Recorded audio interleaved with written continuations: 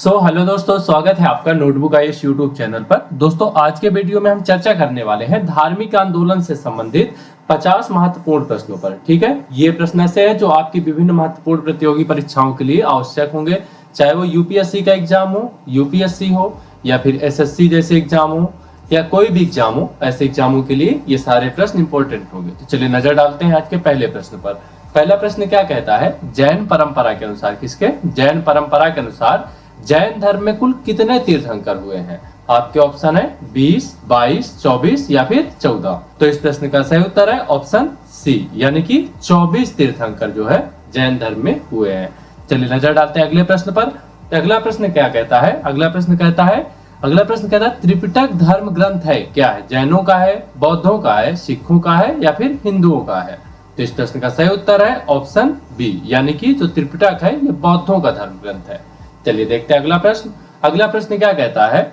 बुद्ध ने निम्नलिखित में से किस स्थान पर महापरिनिर्वाण यानी कि मृत्यु प्राप्त किया था? कुशीनगर या फिर कपिलवस्तु में, पावा में या फिर कुंडूग्राम में? तो इस प्रश्न का सही उत्तर है ऑप्शन ए, यानी कि कुशीनारा या फिर कुशीनगर में। ठीक है, चलिए देखते हैं अगला प्रश्न। अगला प्रश्न क्या कहता है? किस शासक ने बौद्धों के लिए विख्यात विक्रमशिला विश्वविद्यालय की स्थापना की? महिपाल, देवपाल या फिर धर्मपाल?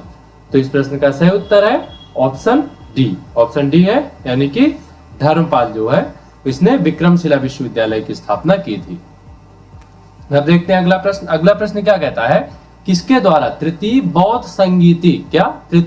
संगीति को संरक्षण प्रदान किया गया था? कनिष्क, अशोक, महाकश्यप या फिर उपाली? तो इस प्रश्न का सही उत्तर है ऑप्शन बी, यानी कि अशोक।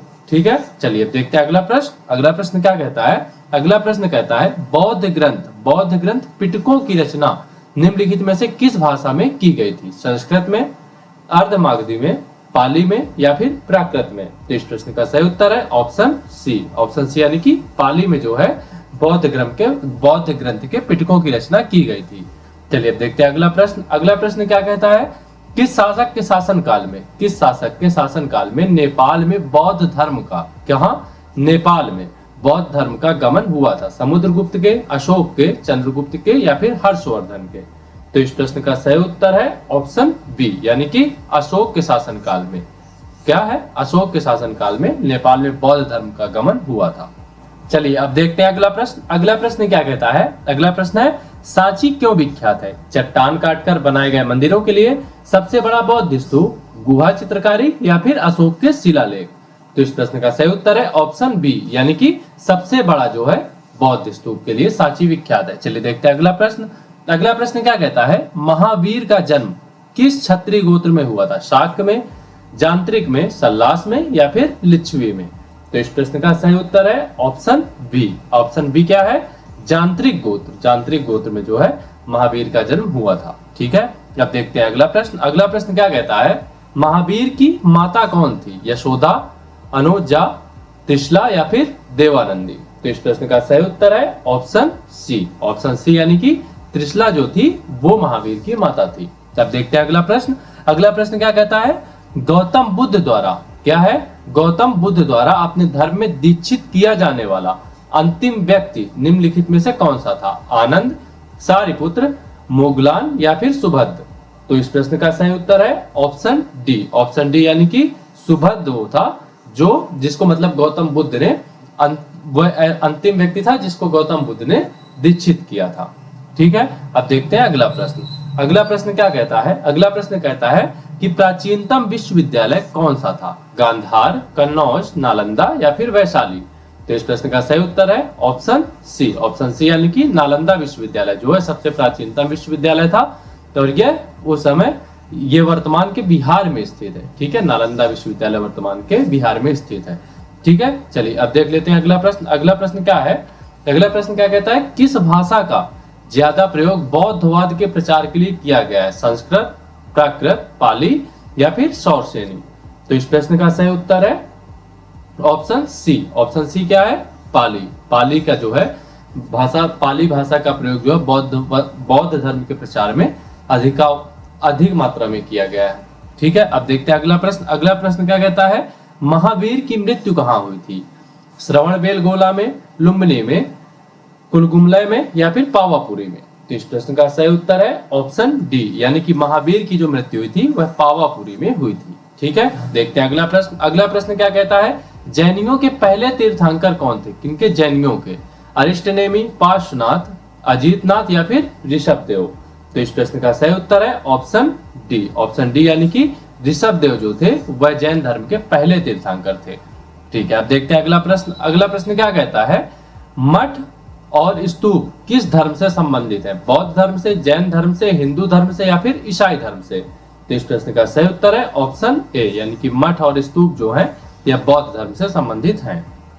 चलिए देखते हैं अगला प्रश्न। अगला प्रश्न क्या कहता है, बौद्ध धर्म एवं जैन धर्म दोनों के उपदेश किसके शासनकाल में दिए गए थे? बिंबिसार, अशोक, बिंदुसार या फिर अकबर?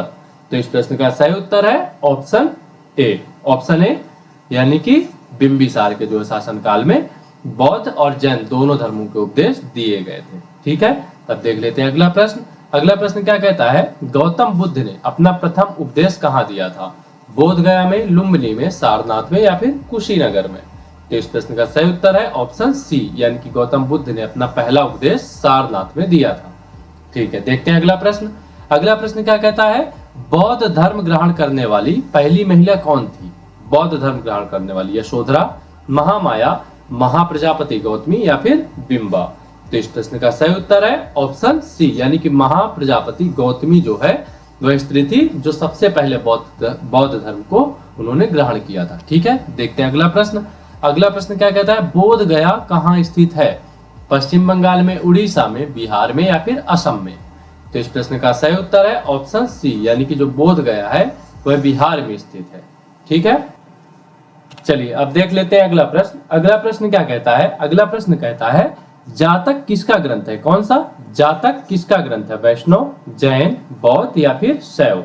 तो इस प्रश्न का सही उत्तर है ऑप्शन सी, यानी कि जो जातक है यह बौद्ध धर्म का ग्रंथ है। ठीक है, अब देख लेते हैं अगला प्रश्न। अगला प्रश्न क्या कहता है, सिद्धार्थ, सिद्धार्थ यानी कि बुद्ध को ज्ञान की प्राप्ति कहाँ हुई थी? वाराणसी में, सारनाथ में, कुशीनगर में या फिर गया में? तो इस प्रश्न का सही उत्तर है ऑप्शन डी, यानी कि जो सिद्धार्थ थे इनको ज्ञान की प्राप्ति गया में हुई थी। ठीक है, अब देखेंगे अगला प्रश्न। अगला प्रश्न क्या कहता है, अगला प्रश्न कहता है सारनाथ में बुद्ध का प्रथम प्रवचन कहलाता है क्या? महाभिनिष्क्रमण या फिर महापरिनिर्वाण या फिर महामस्तकाभिषेक या फिर धर्म चक्र प्रवर्तन? ठीक है, तो इस प्रश्न का सही उत्तर है ऑप्शन डी। ऑप्शन डी यानी कि धर्म चक्र प्रवर्तन, यानी कि धर्म चक्र प्रवर्तन जो है वह सारनाथ में बुद्ध का प्रथम प्रवचन कहलाता है। ठीक है, अब देख लेते हैं अगला प्रश्न। अगला प्रश्न क्या कहता है, अगला प्रश्न कहता है बौद्ध धर्म ने समाज के निम्न वर्गों पर महत्वपूर्ण प्रभाव डाला। व्यापारी और पुजारी, साहूकार और गुलाम, योद्धा और व्यवसायी या फिर महिला और शूद्र? तो इस प्रश्न का सही उत्तर है ऑप्शन डी, यानी कि बौद्ध धर्म ने जो है महिला और शूद्रों पर अधिक प्रभाव डाला। ठीक है, अब देख लेते हैं अगला प्रश्न।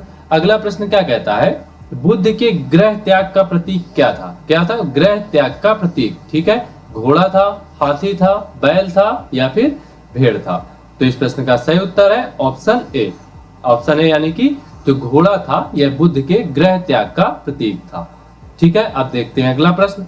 अगला प्रश्न क्या कहता है, गौतम बुद्ध द्वारा भिक्षुणी संघ की स्थापना कहाँ की गई थी? किसकी? भिक्षुणी संघ की। सारनाथ में, कपिलवस्तु में, वैशाली में या फिर गया में? तो इस प्रश्न का सही उत्तर है ऑप्शन सी, यानी कि वैशाली में जो है गौतम बुद्ध द्वारा भिक्षुणी संघ की स्थापना की गई थी। चलिए देखते हैं अगला प्रश्न। अगला प्रश्न कहता है सर्वप्रथम शून्यवाद यानी कि शून्यता का सिद्धांत का प्रतिपादन करने वाले बौद्ध दार्शनिक का नाम क्या है? असंग नाम है, वसुबंधु नाम है, नागार्जुन नाम है या फिर दृढ़नाग नाम है? ठीक है, तो इस प्रश्न का सही उत्तर है ऑप्शन सी। ऑप्शन सी यानी कि नागार्जुन। ठीक है, देखते हैं अगला प्रश्न। अगला प्रश्न क्या कहता है, अगला प्रश्न कहता है महावीर का मूल नाम क्या था? महावीर का मूल नाम सिद्धार्थ था, गौतम था, वर्धमान था या फिर इनमें से कोई नहीं? तो इस प्रश्न का सही उत्तर है ऑप्शन सी, यानी कि वर्धमान जो था वह महावीर का मूल नाम था। ठीक है, अब देखते हैं अगला प्रश्न। अगला प्रश्न कहता है किसे एशिया की रोशनी यानी कि द लाइट ऑफ एशिया कहा जाता है? किसको? महात्मा गांधी को, गौतम बुद्ध को, मौ से तुंग को या फिर अकबर को? तो इस प्रश्न का सही उत्तर है ऑप्शन बी, यानी कि जो गौतम बुद्ध हैं उनको एशिया की रोशनी यानी कि द लाइट ऑफ एशिया कहा जाता है। ठीक है, अब देख लेते हैं अगला प्रश्न। अगला प्रश्न क्या कहता है? अगला प्रश्न कहता है दिलवाड़ा के जैन मंदिरों का निर्माण किसने करवाया था? कहाँ के? दिलवाड़ा के जैन मंदिरों का निर्माण चोलों ने, चंदेलों ने, चालुक्यों अथवा सोलंकियों ने या फिर राष्ट्रकूटों ने? तो इस प्रश्न का सही उत्तर है ऑप्शन सी, यानी कि चालुक्यों अथवा सोलंकियों ने जो है दिलवाड़ा के जैन मंदिरों का निर्माण करवाया था।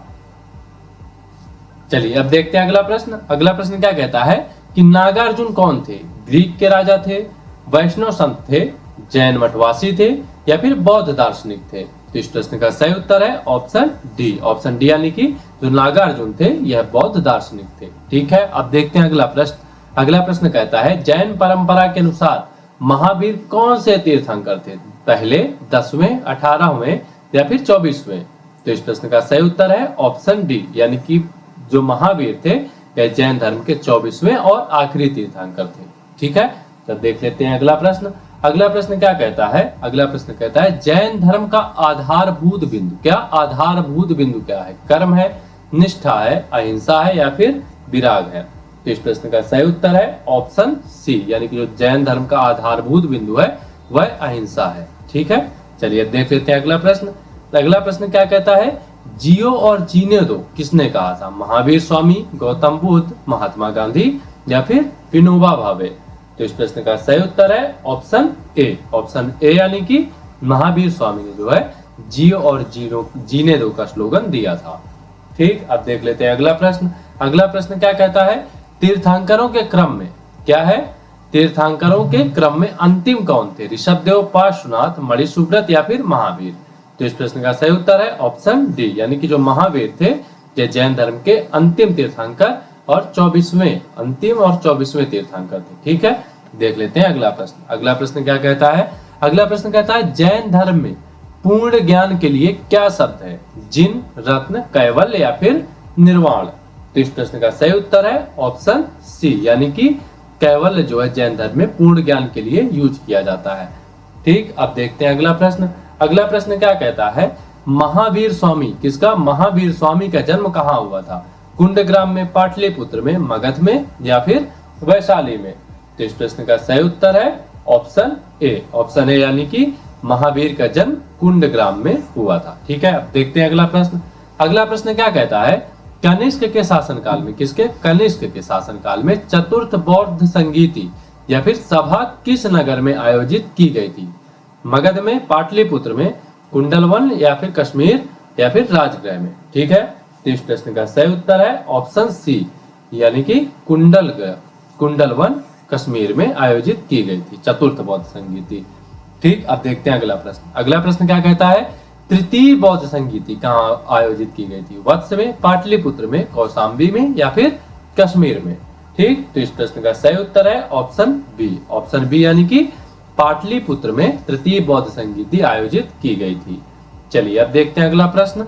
अगला प्रश्न क्या कहता है अशोक के शासनकाल में, किसके? अशोक के शासनकाल में बौद्ध संगीति किस नगर में आयोजित की गई थी?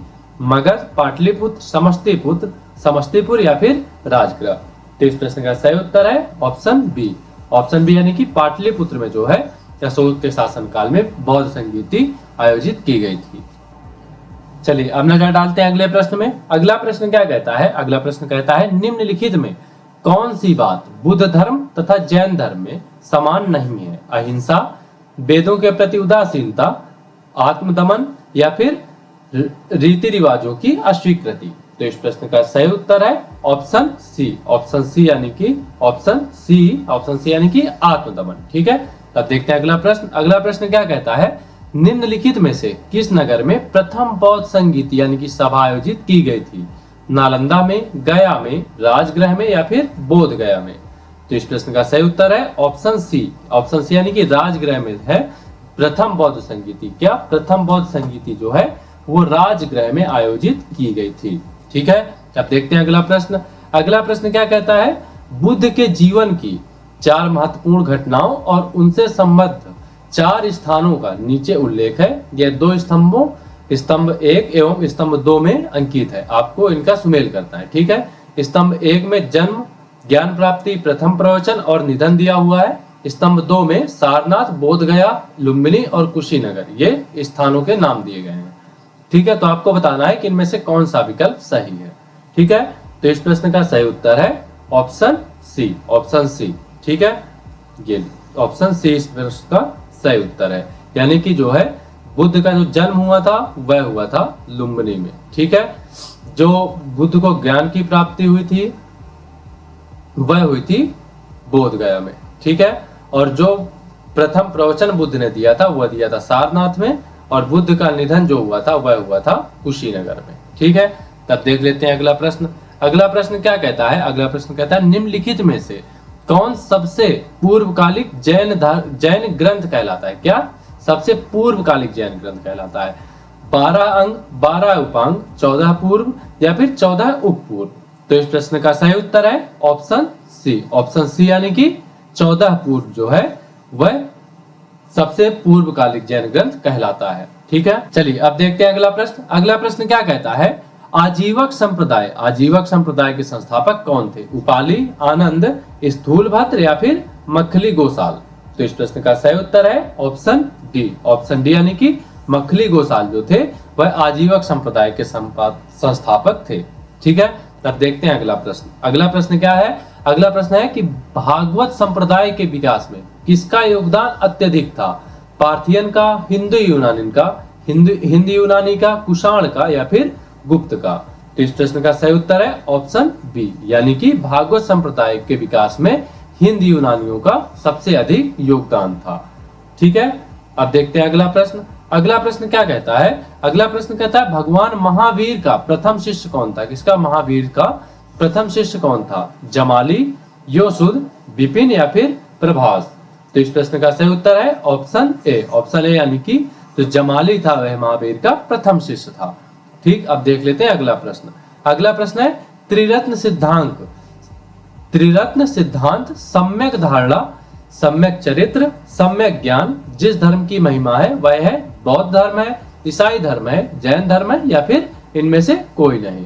तो इस प्रश्न का सही उत्तर है ऑप्शन सी, ऑप्शन सी, यानी कि जैन धर्म वह धर्म है जो त्रिरत्न सिद्धांत, सम्यक धारणा, सम्यक चरित्र, सम्यक ज्ञान, यह जो है बौद्ध धर्म जैन धर्म की महिमाएं हैं। चलिए देख लेते हैं अगला प्रश्न।